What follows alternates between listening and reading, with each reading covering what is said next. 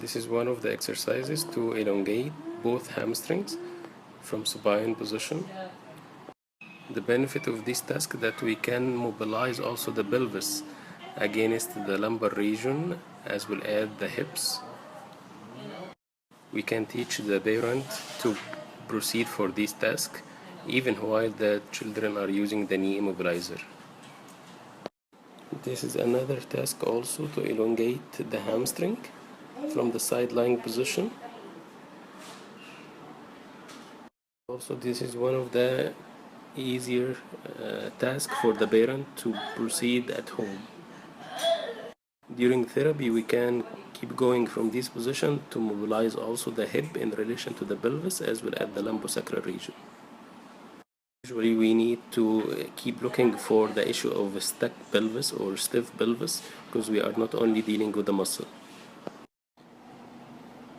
ده شكل تاني من أشكال الموبيليتي that we are trying to achieve.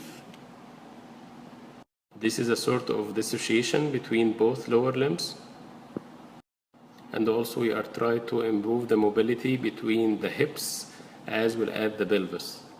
It's very common between the spastic children that they are lacking this issue of the dissociation between the lower extremities. The same for the upper extremity, that also we can proceed for the dissociation between the humerus as well as the scapula. Joint play movement is considered during the exercises for the dissociation and should consider also the movement in different cardinal planes. This is another example about dissociation through the weight-bearing exercises in which we are trying to go for the left upper limb between the flexion and extension.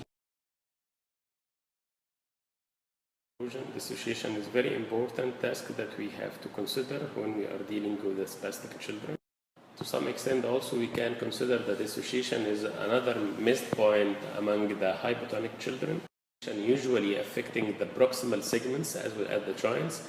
So we need to consider mainly the relation between the pelvis and lower limbs, as well as the consideration between the humerus and the scapula for the shoulder girdle.